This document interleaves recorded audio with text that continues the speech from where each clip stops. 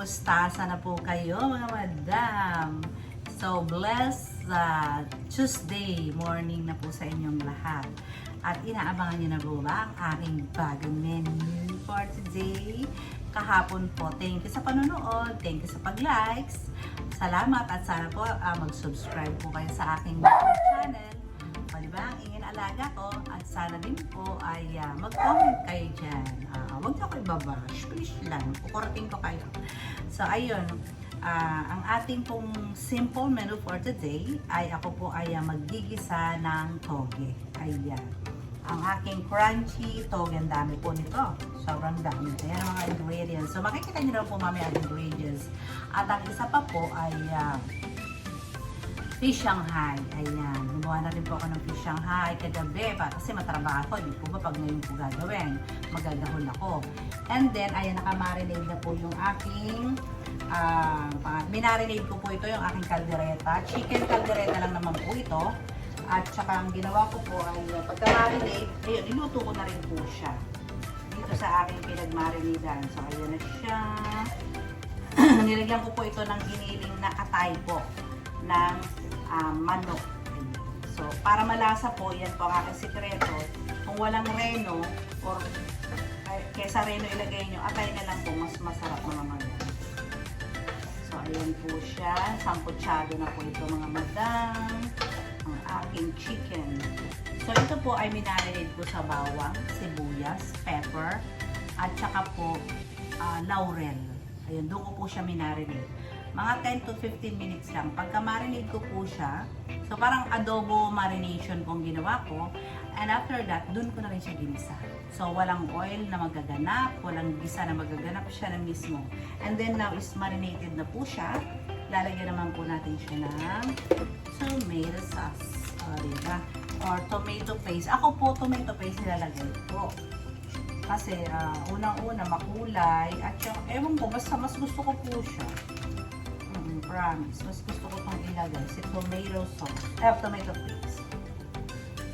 So, ayan po yung akin. Ganyan po yung way ko ng pagkakaldereta.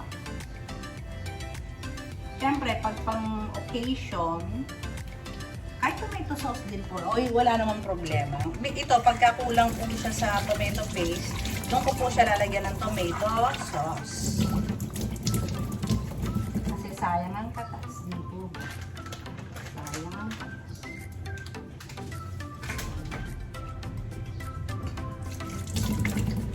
Yan ang ating pakakatasin dyan. Yung iba na pambahan, huwag nyo na itong sasabawan. Ito na mismo yun. Kasi may sabaw yung manok, di po ba? Kumakatas yun.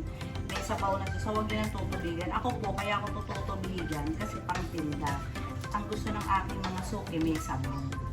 May konting sauce. Pero, lalagyan natin ng slurry para maganda naman siya sa kanyang paningin. Hindi siya dry. Hindi siya mukhang masabaw. Para lumapot, lagyan nyo ng slurry or cornstarch.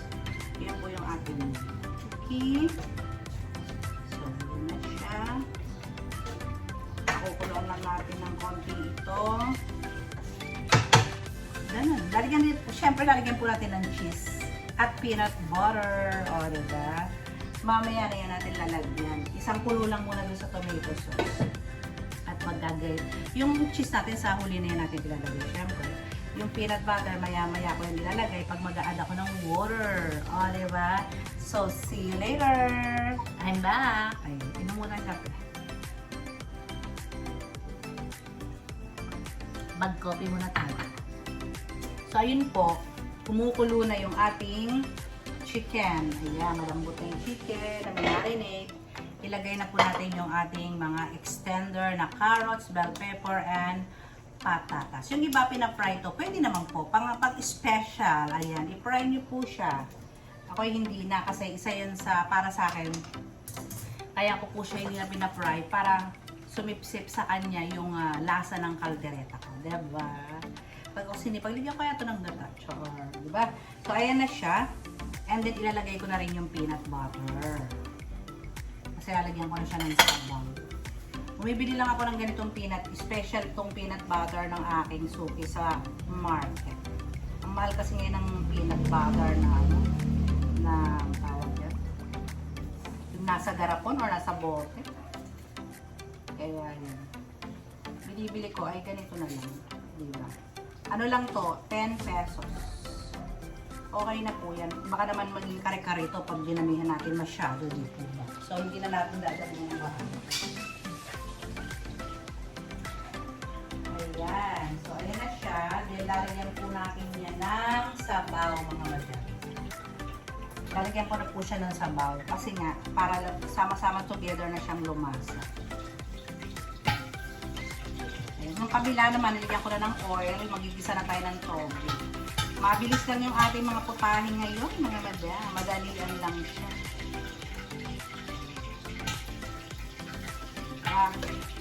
Sinabawan ko po siya ng marami. Pero malalapot po yan kasi lalagyan natin siya ng cornstarch. Ganyan po yung tip ko dun sa mga nagtitinda ng lutong ulam. Para hindi mukhang malabnaw yung paninda nyo, lagyan nyo po ng cornstarch. Pero dapat malasa po ha, hindi lasang cornstarch. Kailangan, huwag nyo tipirin sa sangkap. Kasi hindi naman nila malalasahan na yung cornstarch. Pag malasa po talaga at kumpleto, nakita nyo no, may kiss pa yung aking caldereta. Diba? Ito po yung talagang sinasarapan ko kasi kami yung kumakain. So, huwag natin tipirin pag tayo yung kakain. Hindi po ba? Ganun ang aking payo sa inyo. Huwag tipirin. Alam niyo po ba, ang mga suki ko ay humihingi ng sabaw, sauce lang. Ulam na daw. Kasi nga, yun ito po tinitipid. Hindi natin dapat tipidin. Lagyan natin ng konti pang toyo para hindi maputla. Diba? Nilagyan ko na rin yan ng oyster sauce kanina. So, dito na tayo sa kabila. Yan. So, hintayin na lang natin mag-simmer yan hanggang sa lumambot yung carrots. And then, lalagyan na natin siya ng cheese or cheese. Ayan, ako, umusok na natin yung mantika, mga madam. So, lagyan natin ng garlic. Igisa tayo ng toge, mga madam. Toge na tayo. Alam ko naman kaya nyo na itong palutuin. Pero, ang technique nito, mga madam, promise, ilutungan nyo. Para hanap-hanapin ng mga ng mga suki. Ako ganyan po. Gusto nila yung aking toge. So, ayan, nilalat ko yung sibuyas. Yung sibuyas, guys. Dahil mainit yung mantika ko, kaya natunugan. So, ang ating kikiam. Imagine niyo walang giniling po ito, pero masarap. Try niyo po ito ha. Hindi nyo na kailangan lagyan ng bago yung toge nyo. No. Sundin nyo lang yung aking procedure.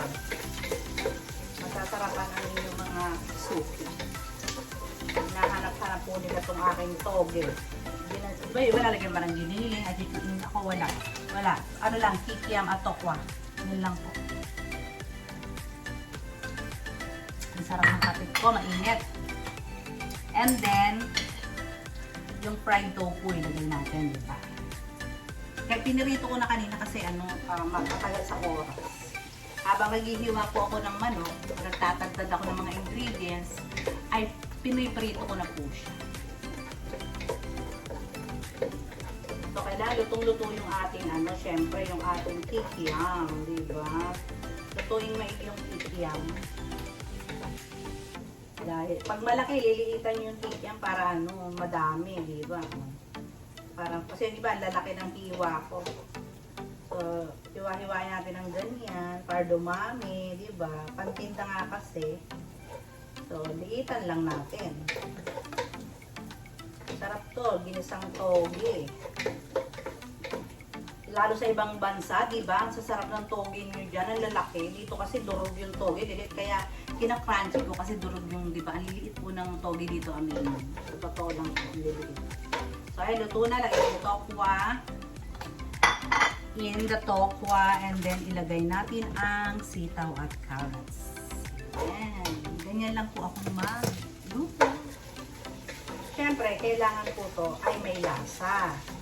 So, ito po ay lalagyan ko ng isang oyster sauce. Kailangan may lasa po yun.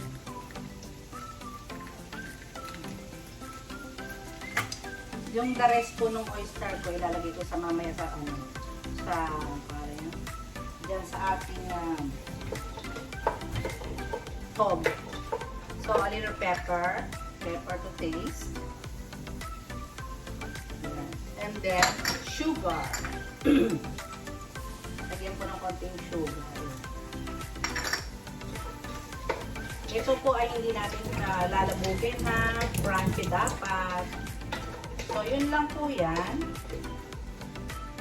Pag naluto yan, isi-set aside ko po yan at nalutuin muna natin yung toge ng separate. Diba? Tapos isang steam lang mama yung toge, okay na yan. So, ayun. Balikan ko po kayo. I'm back. So, ayan. Luto na po yung ating bawang, sibuyas, tokwa, sitaw, carrots, and oyster sauce. Ayun, malambot na po ito. Or half cook ko lang siya, na half cook ko. I-set aside ko muna mga.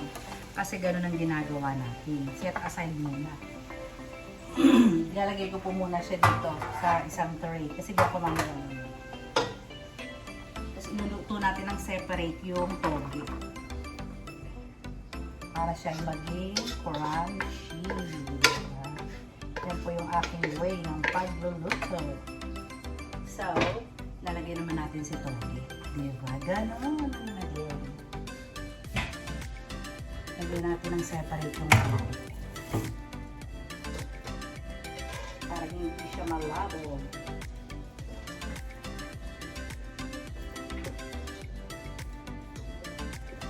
Inugasan ko na po ito. Pinag-drain ko na yan.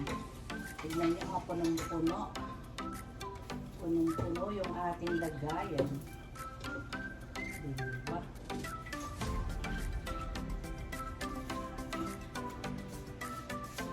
Ito naman po ay pag hindi naubos, halimbawa sa dami niyan, gagawin ko lumpiang yung oko ay diba? Hindi yan masasayang. So, ganyan po yung gawa ko. And then, hindi nyo lang siya yung ganyan. Push. Lalagyan natin siya ng oyster sauce. Yun po ginagawa ko. Walang apoy po muna yan. Walang apoy.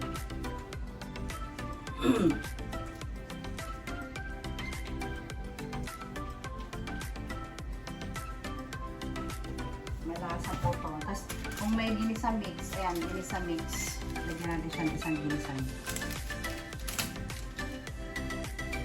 Kasi yung oyster, kulang po yung oyster. Tapos, lagyan natin siya ng pepper. And a lot of sugar. Maraming sugar na yun. Kasi yan ang magbibigay lasa po dyan. Manamis-namis. Okay. So, and tatakpan na natin. Ganyan lang po ako. So, ito po ay mga ano lang, 10 minutes lang, okay na yan. Bababa po yan, hahaluin, and then imimix natin yung kaninang ingredients. So, yan lang po yan, mga madam. Ganyan lang, kasimple. So, ito na, kumukulo na po yung ating caldereta. Tignan natin kung malambot na po yung ating mga carrots. Ayun, half cook na po. So, ayan na siya. Lalagyan po natin siya ng cheese. Cheese na. Lagyan na natin ng cheese. Dito. Para masarap.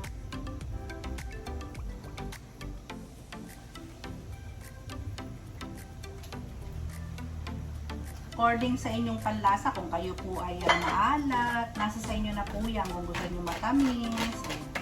Ito pala ay hindi po pa nilalagyan ng konting sugar. Lalagyan nyo rin ng konting sugar ang iluluto nyo. Isa rin po yan sa sekreto naman. Lahat ng iluluto nyo, lagyan ng konting sugar. Konting sugar, konting tawag dyan, vinegar. Yan, sekreto pong malupit yan. Lalagyan nyo. So, ayan. Dahil ito po yung sinabawan ko, medyo malabnaw. Hindi po ba? Melted cheese po yung nilagay ko. Ito na siya kagad. And then, nakukulangan ako sa kanya ng kulay. Gusto ko pa siya ng may kulay. Gusto ko medyo makulay ng caldereta. Ang mula-mula.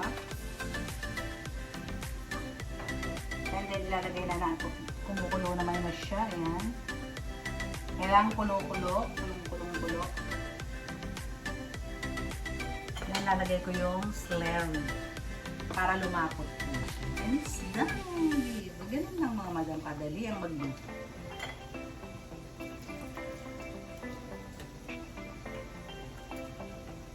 Tignan nyo mamaya to kung gaano siya kalapot ang itsura. Kailan lutong-luto lagi ha mga madam, huwag nagmamadali. Like ko sinasabi pag nagluluto, huwag pong nagmamadali. Para sumarap ang inyong niluluto. Pag nagmamadali po, hindi masarap ang luto natin mga madam. Sabi nga, slowly but surely, diba? Medyo nalalagnawan pa po ako.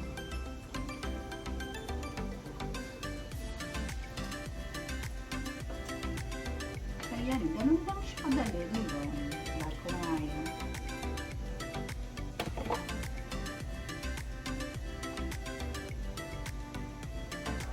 Ganun lang kadali ang ating chicken caldereta. Sobrang linamnam po ito. Alam niyo nakalinamnam dito yung atay. Oyster sauce, syempre. And the cheese. At ang maraming bawang sibuyas. Tsaka sabi ko nga po sa inyo, yung manok ko ay minamarinate ko. So, doon kayo kukuha ng lasa. Kumakapit po yun sa loob ng manok. Marinate. Huwag kakalimutan mag-marinate. After that, sa kanya siya doon igigisa. Huwag na kayo magmamantika. Doon yung mismo igisa yung inyong mga niluluto. Wala nang mantig-mantig. So, yan. Isang kulo lang and it's done. Ito naman, yung toge natin, bumaba na siya. Oh. Hahaluin natin siya. Bumaba na. Wow.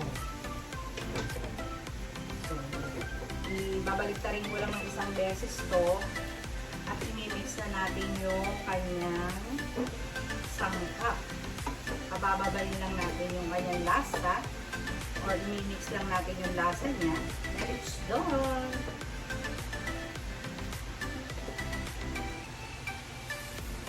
Yung panlasa, kayo na po ang bahala. Ha? Yung alat, tamis, kayo na po kung kulang pa sa tamis, lagyan nyo pa ng sugar.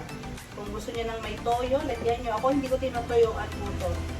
Yung oyster po nilalagay ko and then, yun, ginisa mix. Yun lang po nilalagay ko dyan naman.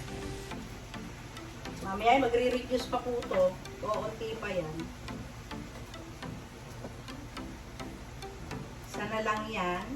Isang mix na lang and then it's done. Diba? Isang kulo pa, 5 minutes, and then imimix na natin yung kanyang sangkap. Balikan ko kayo. So, I'm back. So, ayan na yung toge. Tignan nyo, kalahati na. Balitay na punong-puno. Ngayon, kalahati na lang siya. O, diba? Naging kalahati na lang siya. So, half cook siya. And then, imimix na natin yung kaninang ginisa, diba?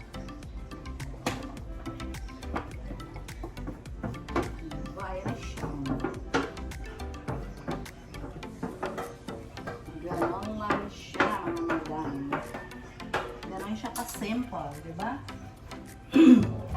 Tapos patakan natin siya ng konting tawag dyan sesame oil. Konting sesame oil para mas masarap. So, isang ano lang ito mga madam, isang mix lang. Okay na siya. It's done. Isang mix lang yan. Ganun lang siya agad. Sobrang simple, diba? So again, huwag nyo lalabugin. Kailangan po ay crunchy siya para masarapan ang inyong mga anak or pamilya. Yun. Ganun lang siya ka-simple ang ating toge or ginisan toge. Diba? Super simple. Super simple.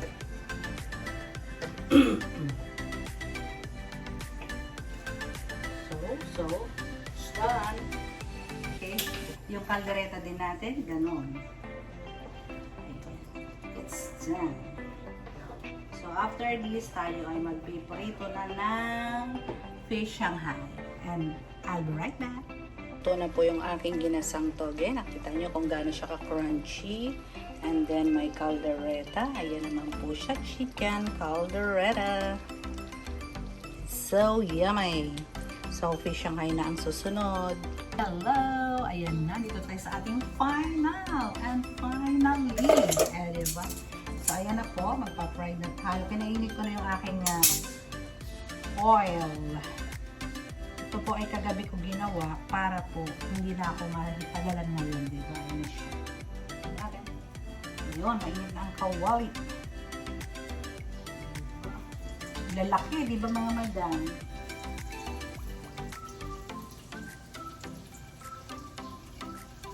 Oh, di ba? Alam niyo yung gumagawa nito, matyaga, no? Kailangan matyaga talaga kasi i-steam yung isda, tatanggalin niyo yung tinik, di ba? Babalutin, titiniplahan, oh, di ba? So, ayun, ang dami nito. So, mga madam, it's bye-bye time na. Luto na ang ating tatlong menu. Sana po nagustuhan nyo yung aking mga niluto for today na chicken caldereta at ang ating fish Shanghai at ang ginisang toge. Sana po ay may napulot kayo kahit konti. So, paki-like, subscribe po, and comment down below kung meron kayong ibang suggestion. So, again, maraming salamat. Mabuhay po tayong lahat and stay healthy always. God bless us all. Bye-bye. See you tomorrow.